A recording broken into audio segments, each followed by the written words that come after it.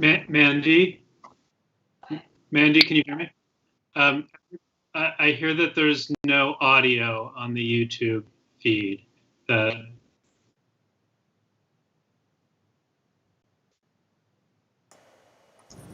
And I have somebody watching in the other room, so I can report back if. All right, does that fix it, everyone? I think so. All right, I think we're on. Sorry about that.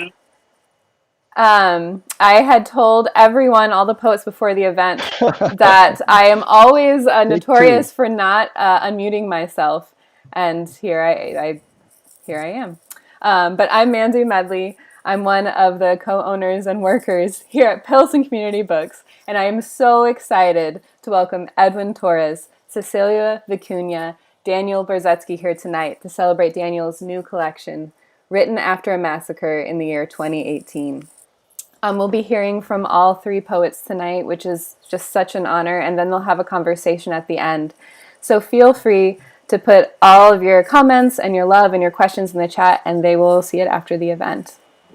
And without further ado, I will introduce Edwin again.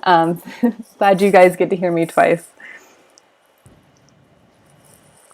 Edwin Torres is the author of 10 books of poetry, including Ameriscopia, The Popedology of an Ambient Language, and editor of the intergenre anthology, The Body and Language.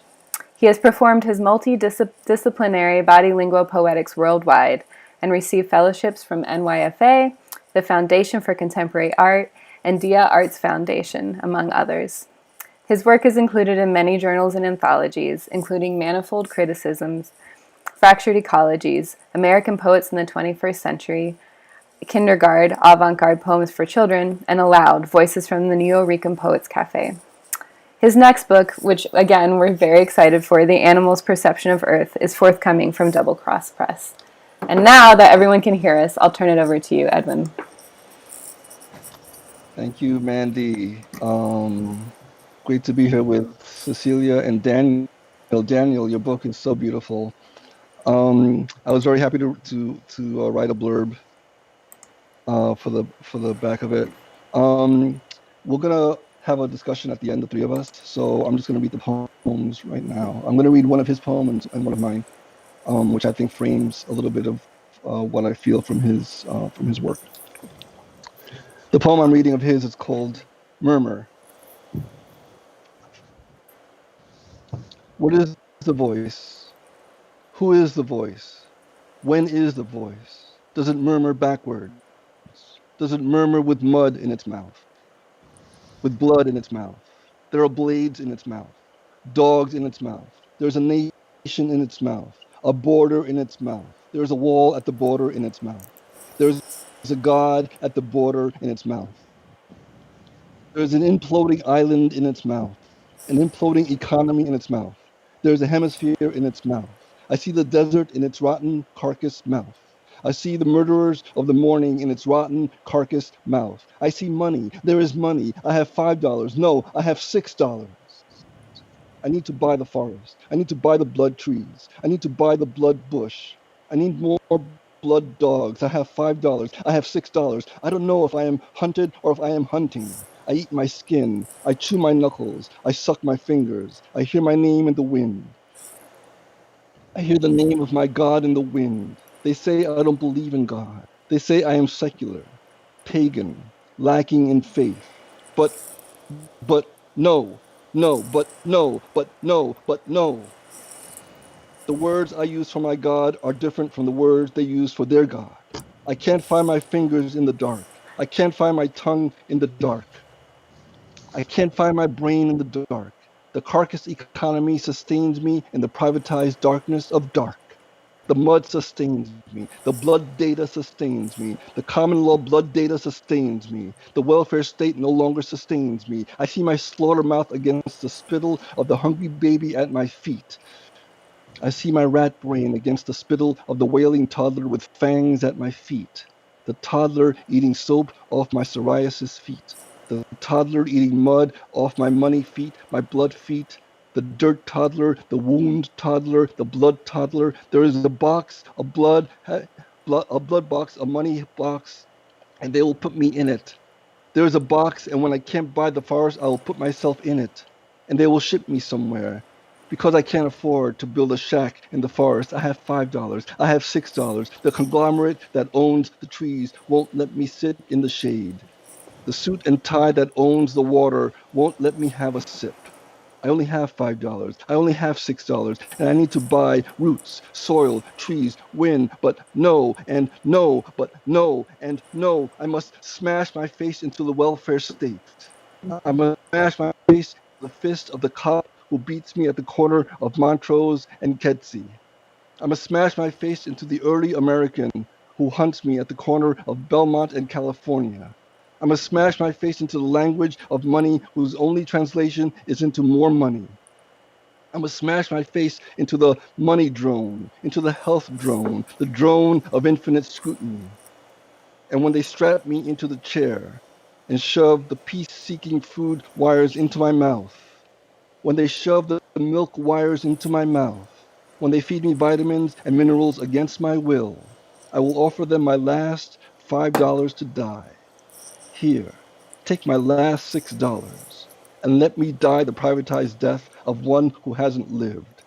And as I smash my face into the drone tomb, the health tomb, the tomb of infinite scrutiny, I will remember to smile when they love me. I'll remember to smile when they feed me, to smile when they beat me, to smile when they kill me, but, and, but, and, but, and, but, and, but, and.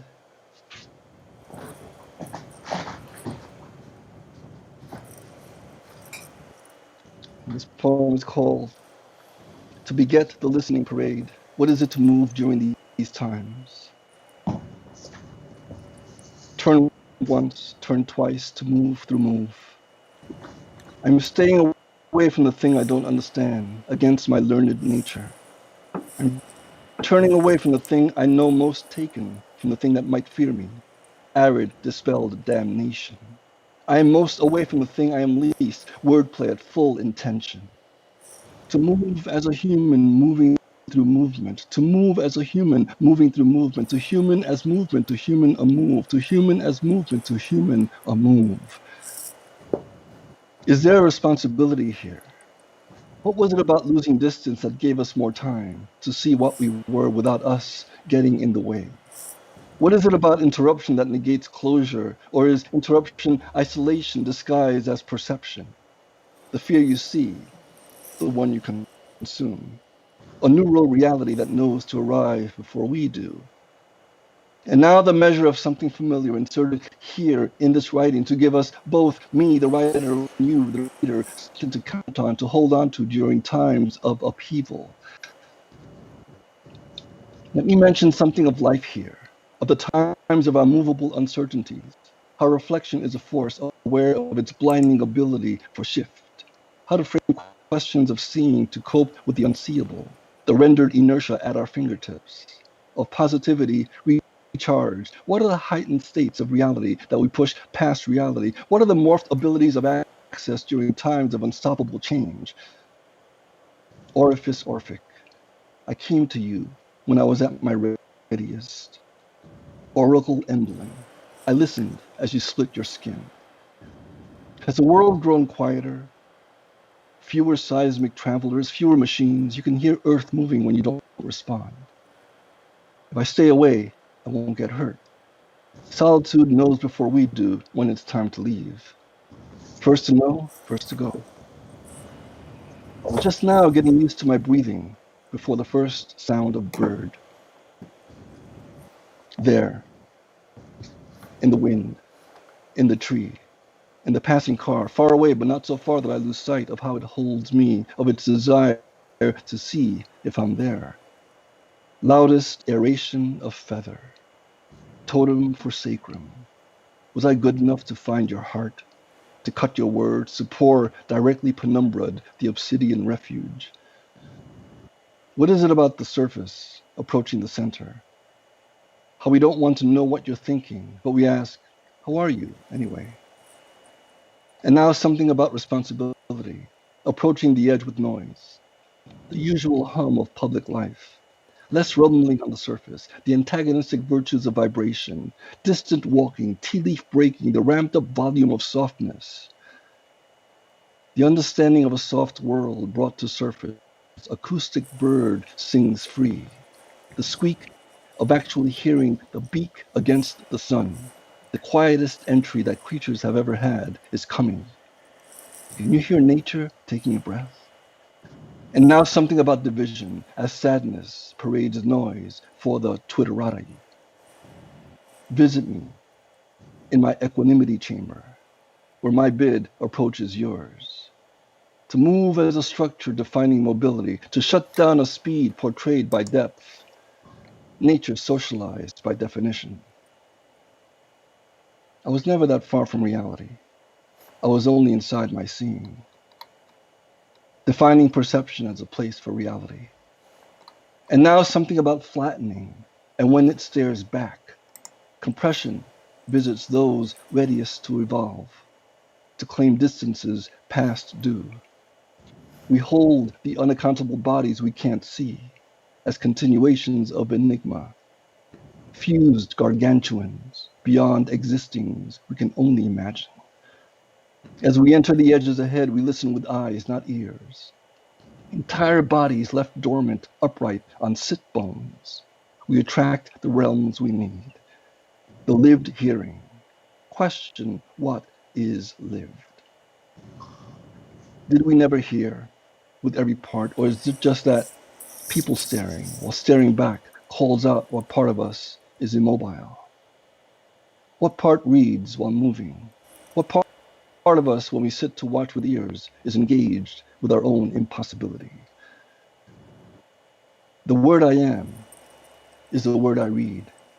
I can't read the human if I can't be the human. Evolution forces new abilities for movement. We develop new organs to function. We are impossible gestures, curved by human vocabulary. What face is yours, cured by vocabulary? New limbs in movement. Bird, I see you, but you saw me first. Did we catch away or look away at the same time? Thank you.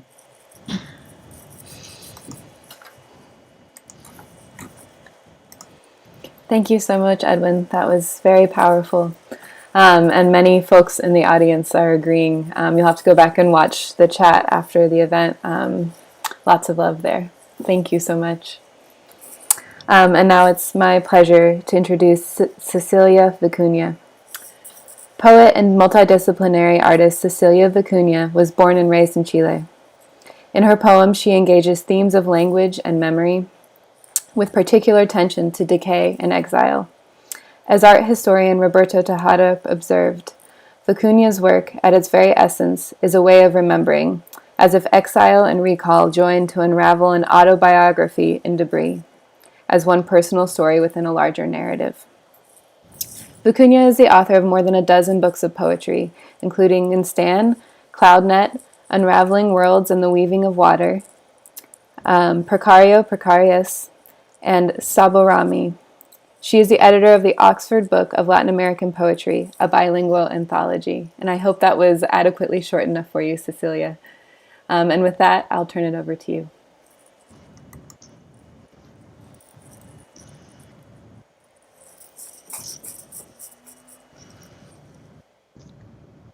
I don't see if I am on camera. I am? You are. You're ready to go. Ah, I see. Let me see if I find the place. No. Okay. Thank you so much. I am very moved to have been invited to be part of this celebration of a poet, friend I admire no end.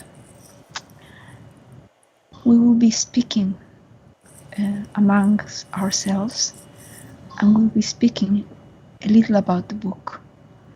But I couldn't begin without saying, look, I couldn't say the word without, without saying that reading these poems is like you watch those ancient paintings done, let's say, 30, 40,000 years ago, where the artist specialized in X-ray, and they would show creatures not as seen by regular eyes, but through the X-ray vision that the shamanic culture practiced. And this is how these poems feel, like an X-ray of the deeper reality that no one wants to see. And so I will not begin by reading a poem of Daniel, but I will read a fragment of his end note, because I think, I don't know if most readers do like I do, I usually read first the parts that you're not supposed to read first. And so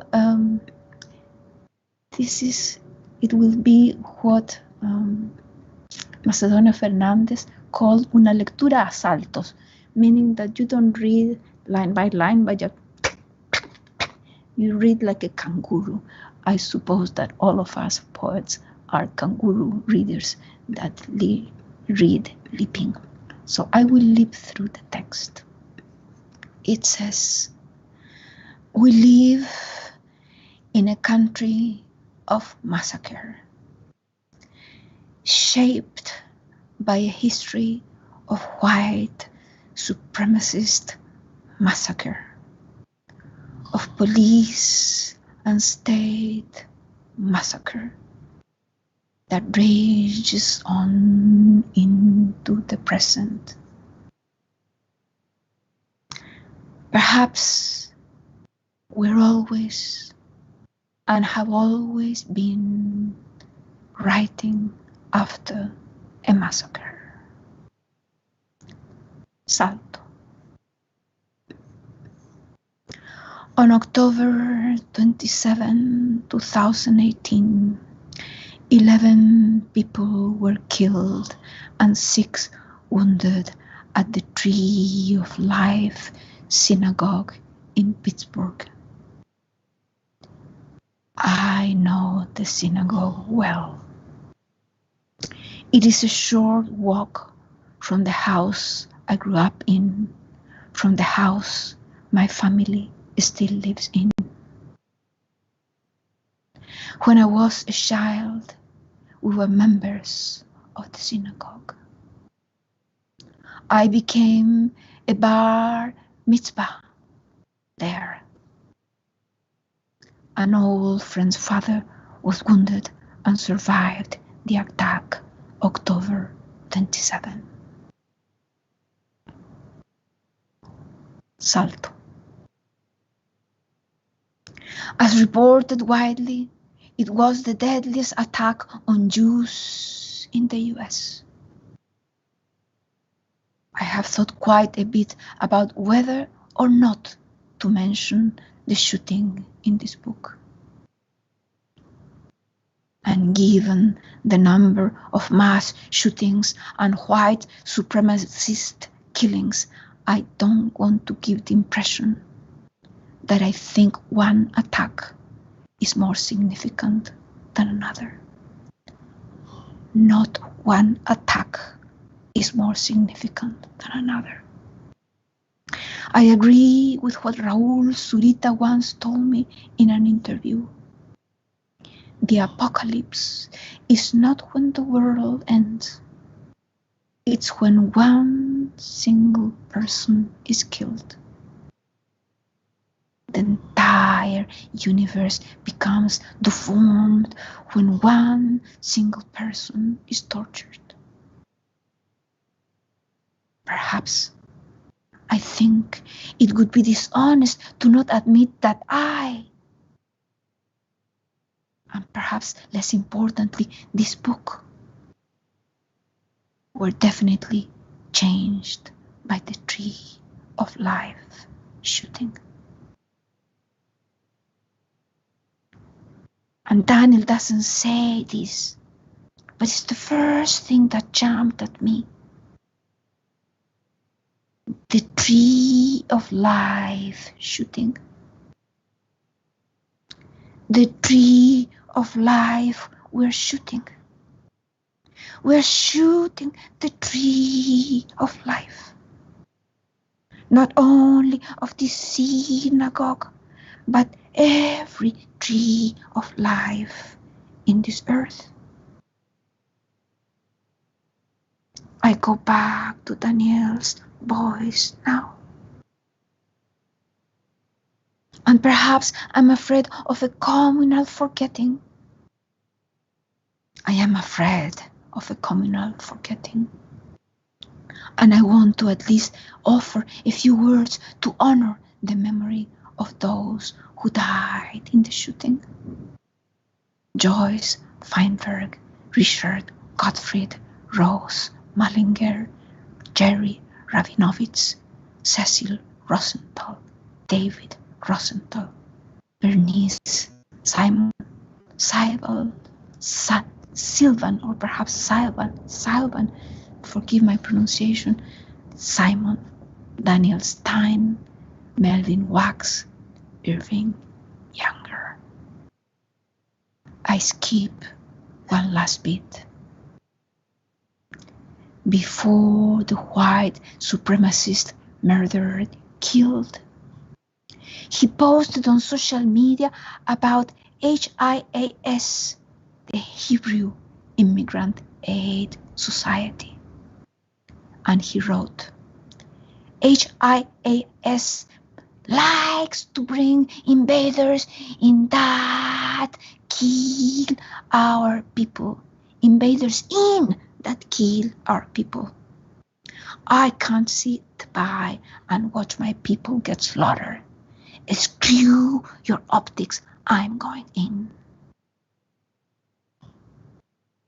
He blamed Jews and HIAS for helping Central American migrants and refugees come to the United States. That's the end of my reading of that fragment. But the text goes on, and Daniel also lists the list of Latin people massacred in El Paso, again by a white nationalist anti-immigrant massacre. The list, of course, is perhaps 3 times longer. So now I will read one single short poem by Daniel.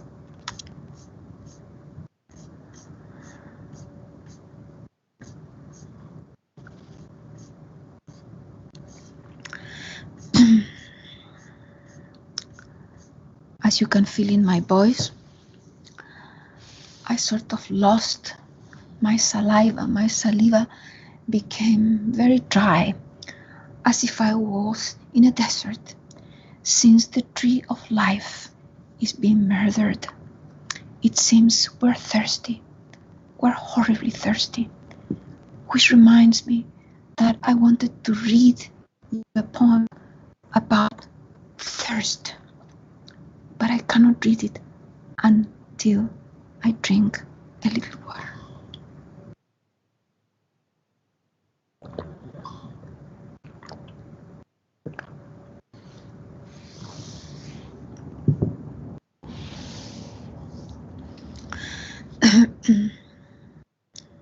But I will change my plan one more time.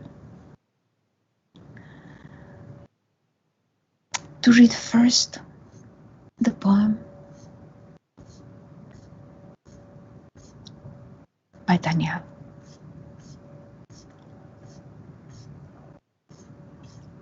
Because it also speaks of water.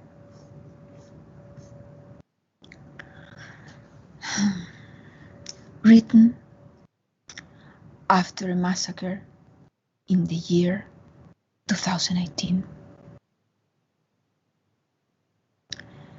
The Truth Commission has nothing to say about the truth today.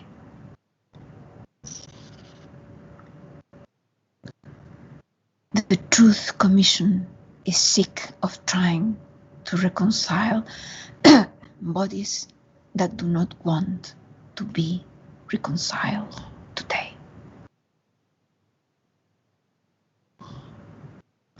I won't worry about the 16th century today. I won't worry about the journalist and his chopped up body today. I won't worry about sexual reproduction today. I won't worry about buying groceries today.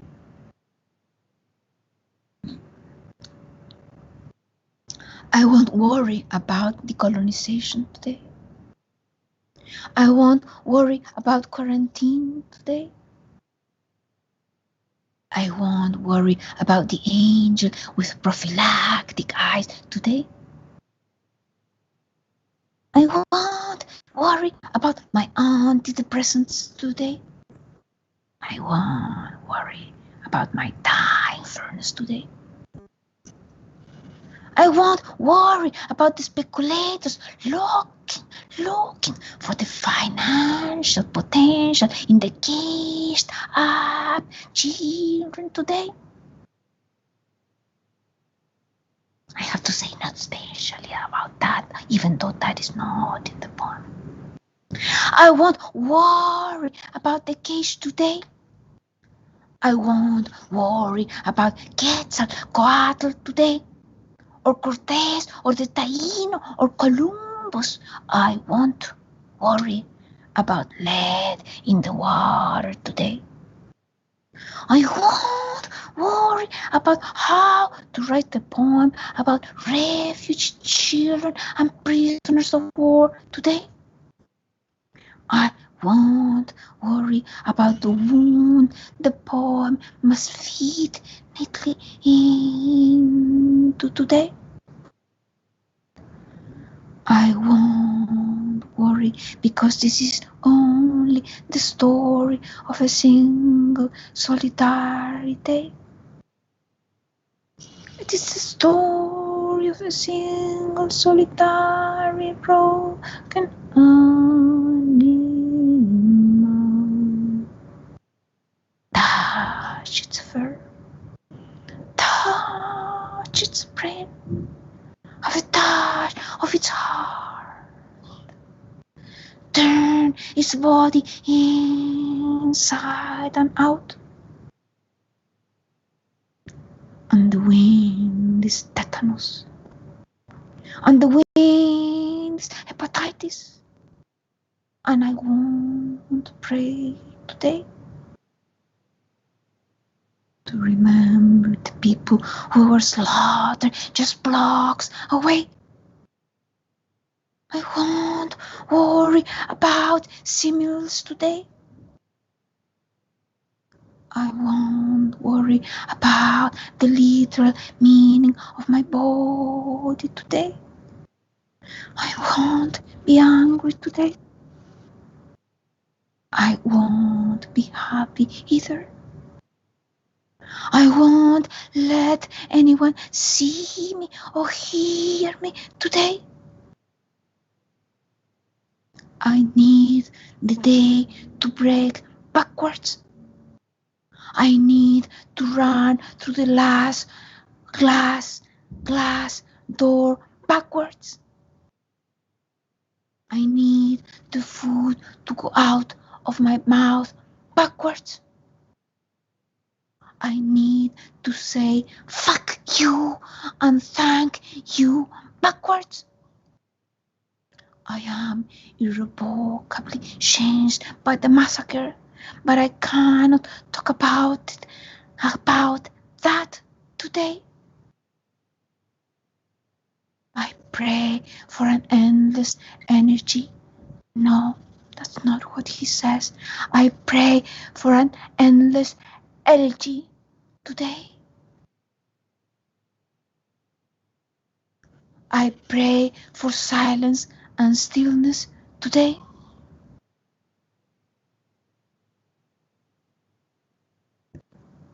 I won't write about revolution or trees today. I won't write about domesticity or the destruction or the global economy today. I will be nothing today. And I will be no one. And I will be a broken mouth. Or a broken body in the shit hole fantasy of the shit hole solitude of the exploding shit hole nation.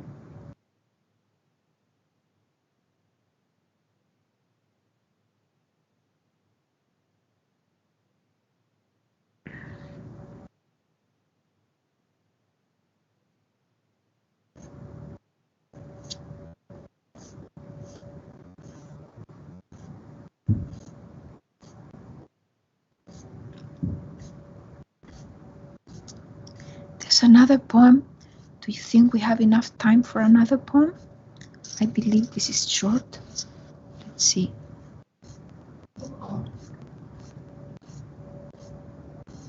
Yes. What do you think, Daniel? Shall I read this short poem?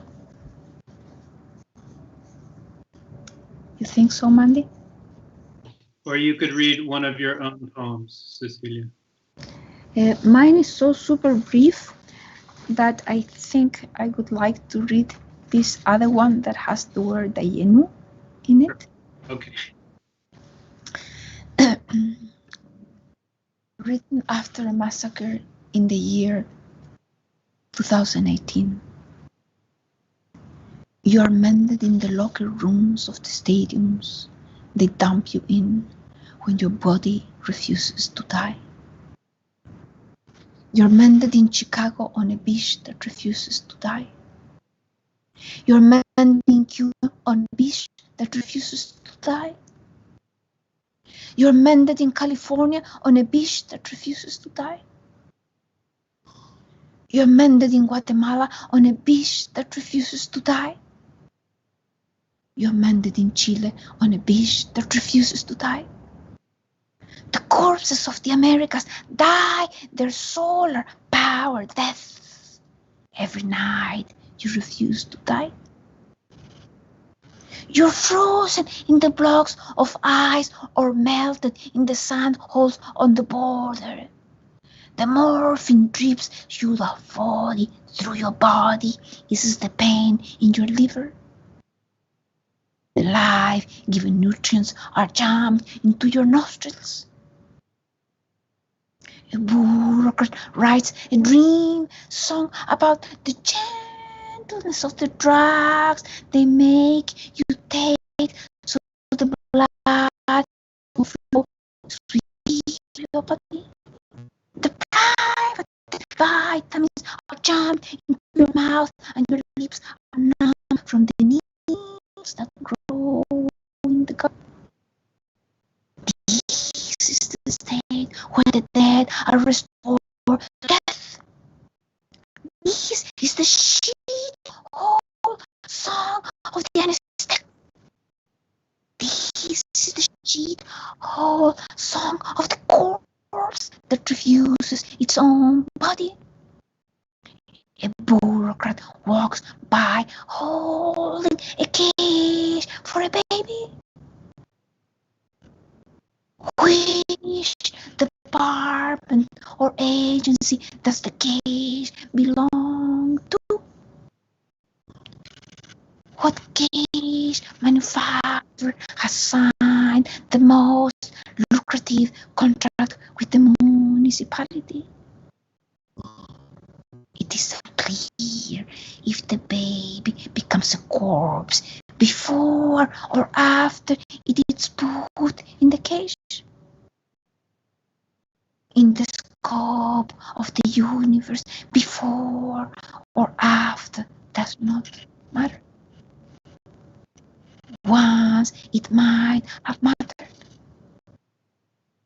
but in the blankest of times, the laws of the desert and the laws of the ice block are the same. The laws of the bomb and the laws of the armistice are the same. You walk through the darkness of the surgery room and search for the end of your body. You carry a bag of stones around your neck, and the stones are the state that raised you. You carry a corpse around your neck, and the corpse is the state that raised you. It turns out that was not the poem with the word Dayenu in it, because I wrote the wrong page number. But for some reason, that poem wanted to be part.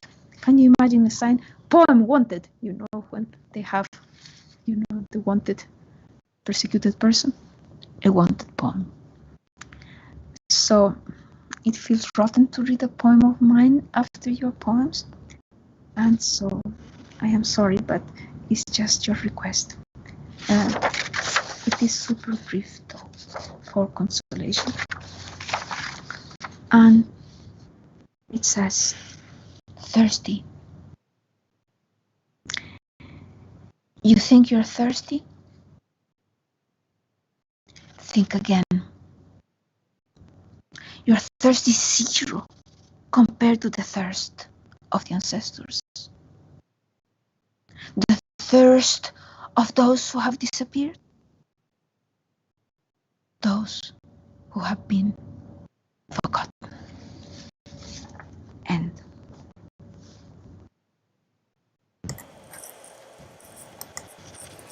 Thank you so much, Cecilia. I could think of no more moving tribute to Daniel. Thank you so much. And now, without further ado, I'll introduce Daniel Borzutzky. Daniel Borzutzky is the author of several poetry collections, including The Book of Interfering Bodies, In the Murmurs of the Rotten Carcass Economy, Their Performance of Becoming Human, which was winner of the 2016 National Book Award, and Lake Michigan, a finalist for the 2019 Griffin International Poetry Prize. His translation of Gallo Gigliotto's Valdivia, received the National Translation Award. He has also translated books by Chilean poets Raúl Zurita and Jaime Luis Hueñan. He teaches at the University of Illinois at Chicago. And now I'll turn it over to you, Daniel.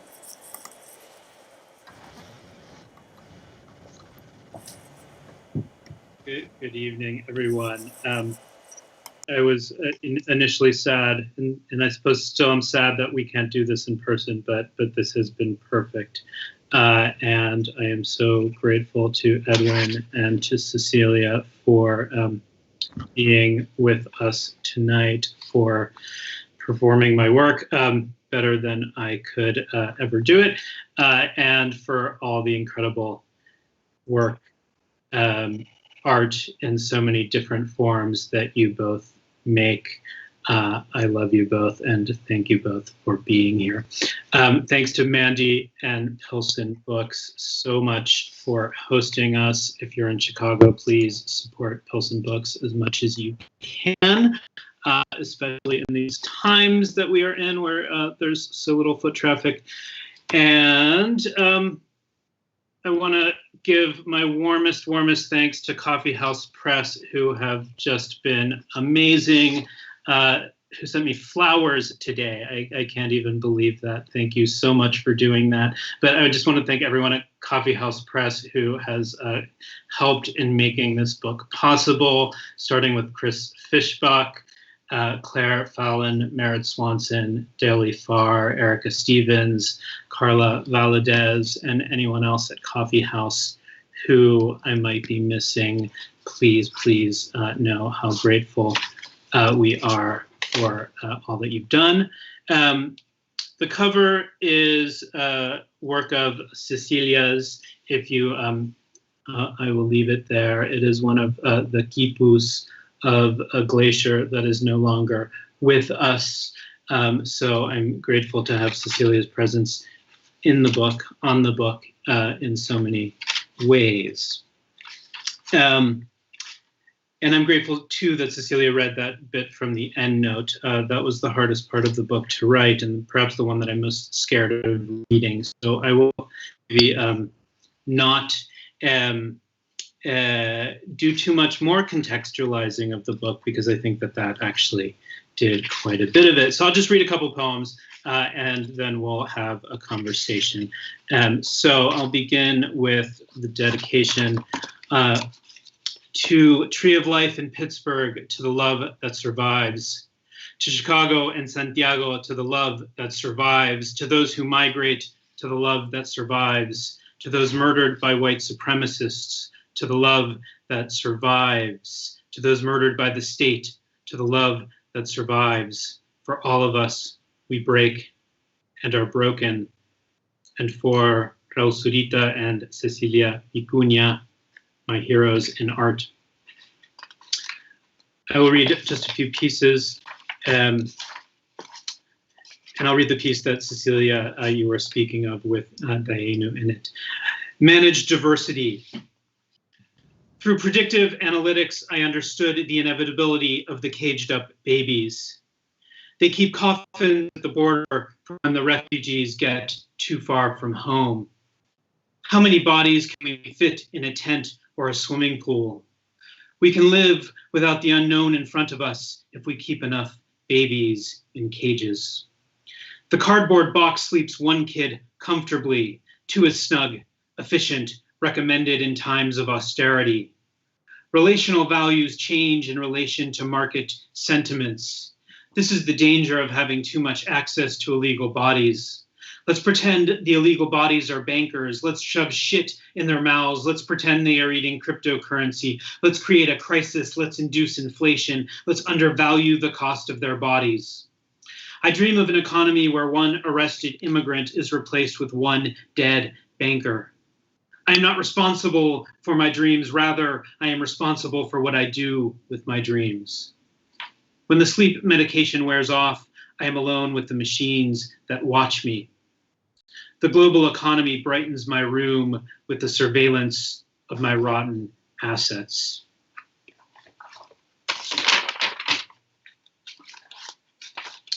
Day number 423, and then I'll read one more piece after this. Day number 423. The beach is burning in the middle of the city, and they tell us the lake is not dead, but we know it has disappeared into the chemical blankness. And the sand is full of disease, and the water is full of petroleum, and the water is full of bodies with cadmium and arsenic in their ears. They have lead in their mouths. They are falling out of the sky, or they are bones in the earth. They are clinging to something. They are clinging to each other. They are clinging to the air, to the trees, to the breath, to the night. And you are a wounded soldier, shoulder in the hypnosis of the emergency. You are shrapnel in inexhaustible love. You wear a mold mask of shame. You see shame in the growth of the willow trees and the locust trees and the red cedars. Your bones are martyrs, and on the other side of the beach there is water, but you can't see it. They will not let you near it, and the waves are frozen, and you feel them like fat or hair or dead skin on your body. And there is the irritating hum of time and death, and the living who are dying of so much living, of so much time and death.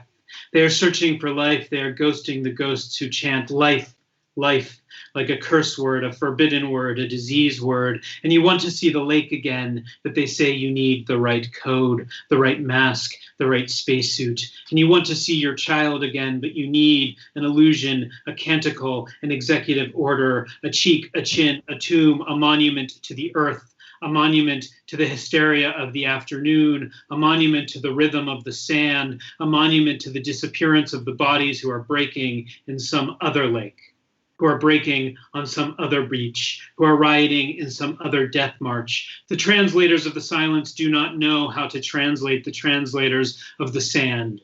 And in the frustration that grows between them, there is something so ordinary. A corpse so ordinary that no one wants to disturb it. No one comes to appraise it. No one knows how much it costs or where it has been fabricated.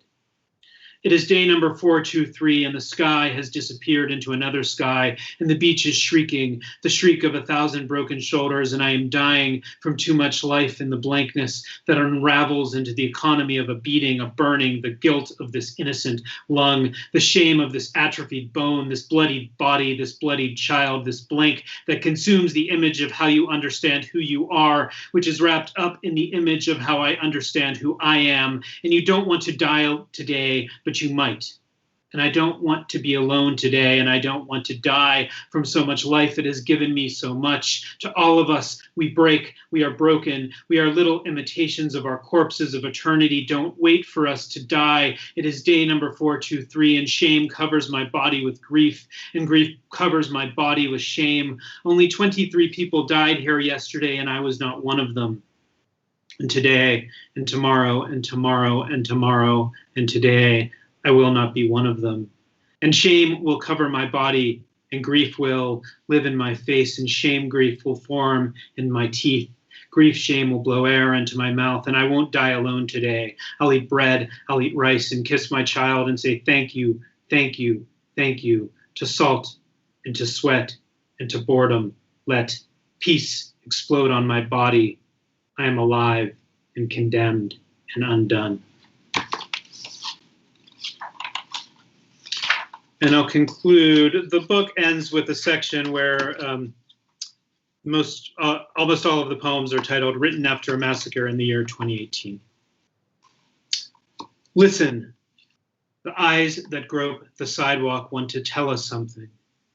They want to tell us the pain in your face has meaning. They whisper death into our mouths, and they want us to know the death of our mouths has meaning. They whisper love into our eyes, and they want us to know the obliteration of our eyes has meaning. They puke life into our bodies, and they want us to know the betrayal of our bodies has meaning. The hypocrisy has meaning. The wreckage has meaning. The starvation has meaning. The grief has meaning. The exorcism, the void, the radioactivity, the contamination, the wind on our faces, the apocalypse, the disappearance of the voice, the disappearance of the breath, the disappearance of the body, the sand and the mud have meaning. We pray because we can't scream. We recline because we can't sit. What breaks our bodies, it would have been enough. What feeds our bodies, it would have been enough. What loves our bodies, it would have been enough. And the dead cry out, Dayenu.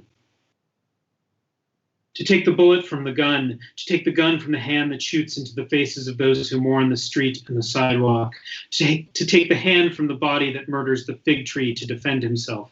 He obliterates the lilac to defend himself. He blows up the willow to defend himself. He shoots into the trees, but sometimes he hits the mourners. He wants their grief to disappear. He wants the sky to disappear. There shouldn't be so many birds in it. There shouldn't be so many insects in it. Let the earth devour their bodies. One morning, a man shoots at the sky and tells it not to mourn so loudly. He shoots into the gardens where the mourners jump, where they dance, where they run, where they are afraid that they too will disappear into the earth, like the river that disappears into the earth, like the love that disappears into the earth, like the ancient language that disappears into the earth the children are tossed into when they don't know what massacre they came from. And I will conclude there. Thank you to everyone who attended, and we'll discuss for a moment, but I also just want to express my gratitude. There's a zillion other things you could be doing on this Tuesday night, so thanks for being with us. Thank you. I mean, it's truly an honor to have poets of such immense talent in one event, and I thank you all for giving your evenings to this. All right, I'm going to put you all on the screen now. So you're all three there, and I will turn it over to you.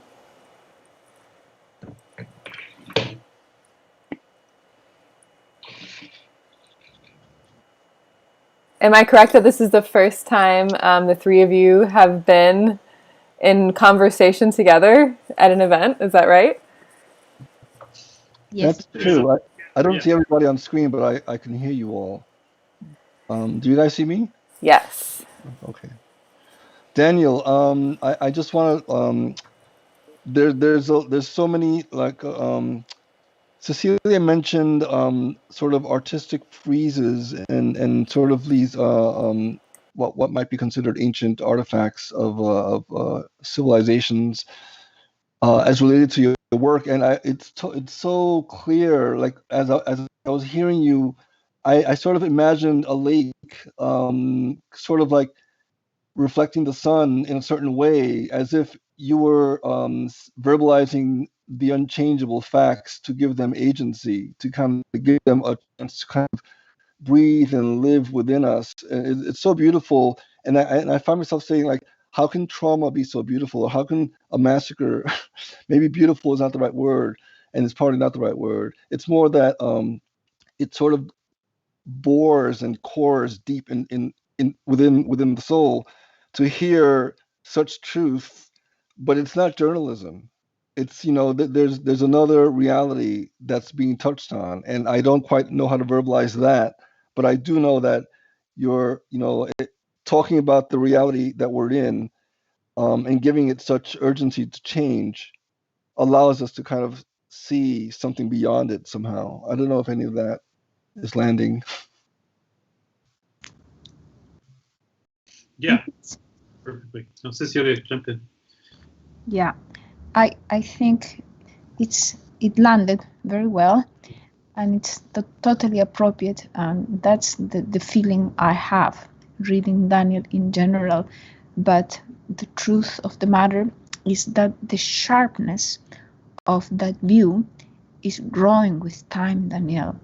If we read this book after having read some of your previous work, is like the shape of that sort of piercing eye to that hidden truth is becoming so, what's the right word here? So nítido. How would you say that in English? Nítido, Edwin. Nítido means when you can see with such sharpness that is like the sharpness of the image also pierces you back, It's sort of a response movement of what you're seeing is looking at you. And it's something so creator of transformation. And I can't imagine someone reading this without being shaken to the bone. And I also think, Edwin, that you said something very true, that can something so horrible be so beautiful? And what is beautiful, I think, is what Daniel dedicates the book to, is what I think actually makes this book possible, which is the love that survives. And that notion that despite all these horrors, that we and the earth, every living particle, every living element in this moment is under pressure and enduring violence.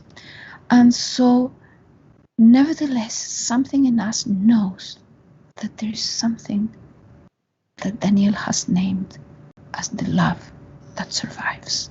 I also wonder, Cecilia, if how Daniel has written the poems, where there are line by line by line, breath by breath by breath, in a way, reminds the reader or reminds us of our own breath, and it allows us entry into Massacre, into something that's so dark that's so true, that really does go beyond that. Like you're saying, it's beyond that focus. It goes to another place.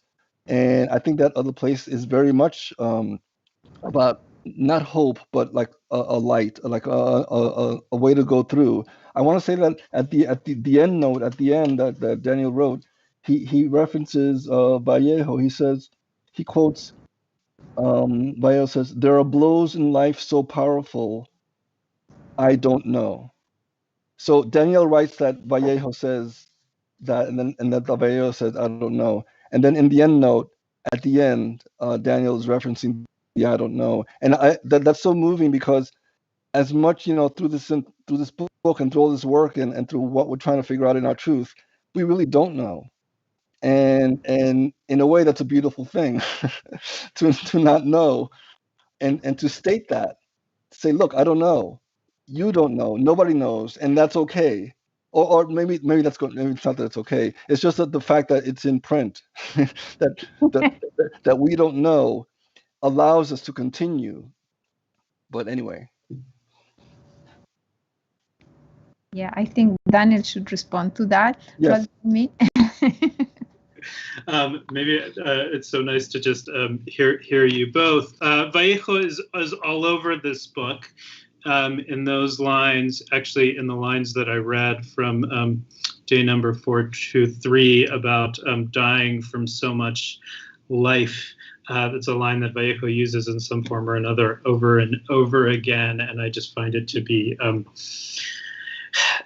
so moving, so powerful. This notion that one dies from so much life, and that he kind of kept repeating that idea throughout. And Edwin, as you were talking, and Cecilia, but like I was thinking that there's, I guess I think a lot about kind of permanence, right? And what, given how kind of violent every day is and how sort of traumatic our last few years have been, like, what is it that survives, right? And yes, on the one hand, love certainly is like is what holds us in some form, right? But the natural world, as much as possible, will we need it to survive, of course, but it sort of lives beyond this kind of permanence, and it's kind of like why the lake, I think, in part is so much a part of my writing about Chicago, is that it is this like sense of permanence, which is always there despite the kind of like ever-changing day-to-day violence. And I don't know, I'll just say that I guess I included a couple pieces that I wrote after 2018, but I really wanted to finish the book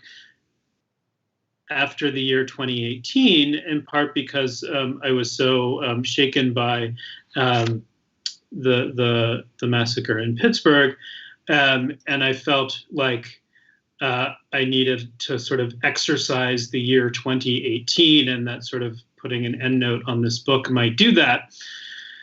But then we had 2019 and 2020 and 2021, and I don't know what to say. I mean, the exorcism, I suppose, will continue, but as will kind of the notion of writing out of being able to admit that we don't know, and being able to kind of write out of a position of like trying to understand how it is that we make it through every day. I also wonder, like I mentioned upheaval, I think in my piece, but also it's sort of all over your book, but it's also like, when have we never been in upheaval? It seems like the nature of life Yeah. is that, and as word people, as sensitive, maybe sometimes too sensitive to the world, the porosity of the world gets inside us, and we have to reflect that, so that upheaval now can reflect upheaval way back. So yeah, past 2018 to now, it doesn't end. So then the question is, as a writer, what do you do? Like, I mean, I know the answer. It's a rhetorical question. You continue writing and you continue asking and more asking, how do you bring the reader in?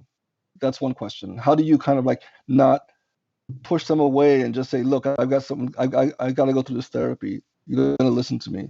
It's not that. It's got to be more than that. It's got to bring the reader in. How do you think you accomplish that? You know, I mean, there's probably like an emotional answer to it that I'm not sure I can answer. But like the sort of technical answer is like editing. I mean, strangely, right? Like it's kind of the only thing I'm thinking about when I'm trying to like put a book together is like, what is the experience going to be of reading this book for somebody who is not me, which of course I can't understand. And that's like something that I didn't start out doing as a writer at all. Like I like evolved more and more into like thinking that I don't know, like poets are like sort of taught to say like you don't care about audience in some way or another. And I guess I sort of shook myself out of that. But like that is the thing that I think about when I'm trying to like put a book together is like what is gonna like one, like, will I be embarrassed to read any of this aloud? And if I will be, then I like feel like I shouldn't keep it. And I try to, that's like my test as to like what survives in the book is whether or not I feel, how much embarrassment I feel at hearing myself read it.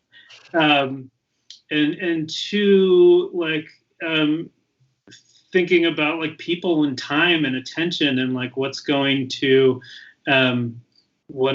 especially given the subject matter, right? Like what is going to allow for like a continued reading. And again, it's like, I'm not sure I have the answer to that, but it is like the thing that I am thinking about as I'm like making a book, not necessarily like as I'm writing, but as I'm like putting a book together, that is the sort of thing that I'm really concerned about. Then I would go to Cecilia, where your quipos, which is being referenced on the cover. How do the quipos connect to the people being engaged to the audience, not just the audience, but the people that are are there people besides the audience? That's a question. But Cecilia, yeah, I just wonder, like, when you're creating your quipos, what the conversation that you're having as you're doing it. Okay, but before into the quipos, I want to say something. Like when you were asking the question that you asked Daniel, you asked something like, how do you bring in, let me write that down before I forget. You say, how do you bring in the reader? Okay, that's what you ask? Yes. Yeah. And that is a question that very few people ask because there are many reasons, many prejudices that prevent people from asking that. It's actually a terrible question because it's a good question, you see. Good questions only work when they're really terrible. Our questions you would never want to hear. Or you would never want somebody to ask you because it puts you on the spot, you know. And so while you were asking that of Daniel, I was quietly hoping that you were addressing Daniel and not ever me. And too late. That's very telling, isn't it? But then I was thinking how Daniel does it to me. And I don't know if it's smart to tell Daniel what he does to me. Because it's like the centipede, you know, that's the centipede here. How he actually moves his 100 feet? No. So, but I will venture an answer that I would have imagined Daniel do. But he did the exact opposite of what I imagined he would do. So I found that fascinating. So he answered, he said, I edit. I didn't used to edit, but I edit. Okay, that's a good thing. And so he says, I ask myself, will I be embarrassed? And I said, well, that's a very good thing. It's true. I mean, what writer doesn't ask that of him herself, you know. And so, but he answered. What did you answer, Daniel? You said, will I be embarrassed? And if you're not embarrassed, you keep it. That's what you said? No, he said he throws it out. He said the other way. That's the test that I try to hold. Like, what is worth keeping in a book is the embarrassment. Yeah. If it passes the embarrassment test, yes. So if it is embarrassing, you keep it. No, the other way. You see, if I'm not embarrassed to read it out loud. That's exactly what I mean. That means I understood when you spoke. Okay. It means that I expected you to say the actual opposite of that, because both are equally true according to I agree. Both are true. Yeah. You see that, of course, we think that we're going to be embarrassed by this, so we edit out, you know. And usually we're completely wrong, thank God, and that protects us, you know, because in truth, my feeling when I'm reading you, Daniel, and there are only a handful of authors that can do this to a reader, and certain American poets are far better than most Latin poets, I would say, in this particular department, which is that the admissions, the things that American poets are able to say where they look as bad as they can and in their own eyes, is a sort of cleansing effect. And you get hit by one phrase that you never would have thought of reading. And then you are hit by another phrase, just as bad, you know, and another one. By the time you have read like 4 of those phrases, your brain, you know, our brain looks for patterns. So what is the pattern? The pattern is, if you don't expect to be taken there, you will. That has a sort of effect of opening the brain, opening, you see, to the fact that, as you say, Daniel, we don't know what's coming, what's going to hit you. And whatever is going to hit you, you know it's bad, but you want it because it's going to reveal something. So you are achieving the sort of mind opening that any reader would want. Any reader that is up to be opened up, you see. And so you pre-select your readers, like all books in truth do. You know that, why do you pick this book or not? You know, when I was young, I used to escape high school to go to visit one single bookstore that was in Santiago that was worth its name. You know, I could go with my little hand, how you call that, el bolsón, the little bag full of sheet books, you know, and I could go there, and I spent hours developing a sort of, according to me, I think I'm a like 15-year-old girl, and I developed the notion that books call you. So I could just walk around pretending I don't see anywhere, and suddenly I heard psst, psst. And I look back, and that's the book I want. And true enough, some of those books are still with me now that I'm a woman, because I would not part from those books that says psst, psst. So this is a crazy, funny story, but it's perfectly true. So how does this process, that what we don't know has the immense power to affect us? I think that's the miracle of life, and is what in quantum physics and mathematics is called emergence, you know. So without this emergence, with the fact that the unpredictable will happen, I think we'd be really, really doomed. So we read this horrible book that Daniel has written, and we, after we read it, we are more moved and more ready to suffer fully, or to love fully. So it's a sort of miraculous magic effect out of no magic. It's beautifully put. Yeah, I think that there's a trust that Daniel builds with us as we're going through. And Cecilia, that's so true. We emerge, with another truth, with a possibility in front of us. Yeah.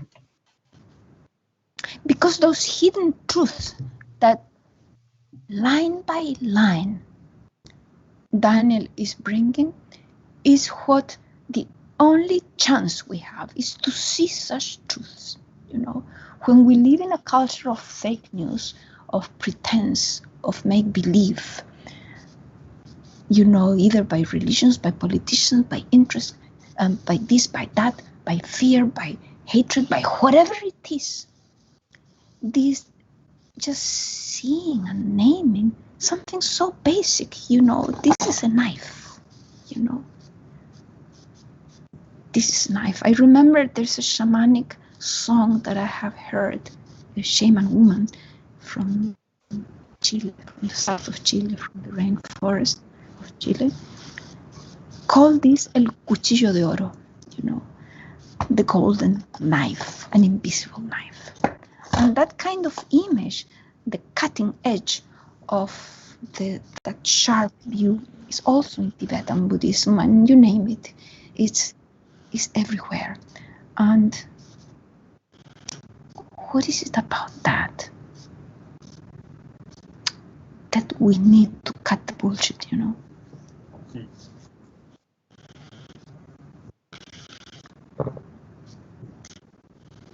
Mandy, are there anything from, how are we doing on time?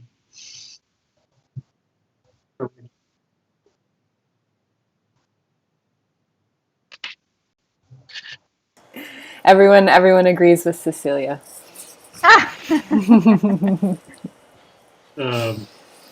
Well, if you want to start saying, I guess, final thoughts, now would be a wonderful time. Well, I will just say that, thinking about that question of how one brings people in, that in all the varieties of work that both of you do, I feel as if you are models for that in so many ways. I mean, Cecilia, the films that we discussed a few weeks ago that I think are available online, is that right? Yeah. So Cecilia has several exhibits and features right now, one in Art Forum and a year-long series of exhibits and films and archives through the Wattis Institute at the California College of the Arts. What struck me about those films was in each of them, you were incorporating a public, and you were kind of situating your work in the context. It couldn't exist without the public, right? And that feels so important to me, but also and serves as a model. And Edwin, I think you do this both in your curating, in your editing, and in your performance, and I think both of you continue to do this and keep doing it in ways that are so generous. So I think that for many of us, you are models of how to incorporate others and make them part of your work. Thank you, Daniel. That's actually a good point to go into a quick little thing I wanted to say about selves, about the various selves. I do agree that Cecilia and I are interested in examining various parts of ourselves as public and private selves and mythical selves. But your book, going back to the book, how the you, the I in the book is representative of so many selves that I think that this opens the door to it not being just one person, if that makes some kind of sense. Like the focus is refracted, so that the we and the us and the I, it's always you in the book, but the you becomes all of us because you're not landing any one space specifically, but you're kind of scattering yourself into a few different localities. So yeah, that's. That is absolutely true. I completely share what you just said, Edwin. And just to say something about you, I will not have the chance to answer about the Kipu, but in the last reading that you did at XCP, and this is a shout out also for the people who may have the chance to see the XCP beautiful homage that a group of us who were published by that magazine did the other day. It was really tremendous. And you, in that performance of yours, I don't remember the name of the poem, but I will never forget what I felt while you were performing. And it's something that I've seen you do since I've known you, which has been many, many, many decades, which is that in your voice, Edwin, and in your body is the embodiment of what you just described as being in Daniel's work. It is true, there are many selves there, but you do it through your voice and your body movement. And it's something so utterly welcoming that, you know, because all of us, of all colors, of all races, of all natures, all qualities are included. And it is really something that is something that, you know, gives strength to this part of our bodies. Thank you, Cecilia. I get so much of that from you, so I appreciate that. Thank you. Thank you, dear friends. Thank you, Mandy. Thank you, Daniel. Thank you, Mandy. Yes. Thank you all. Mandy, thank you so much. And thanks everyone for being here tonight. This couldn't have been a better launch to the book. So thank you all. And send us the chat so that we can You want to see the love. Yes. I'll make sure you can see the chat. I'll send you the link to the video.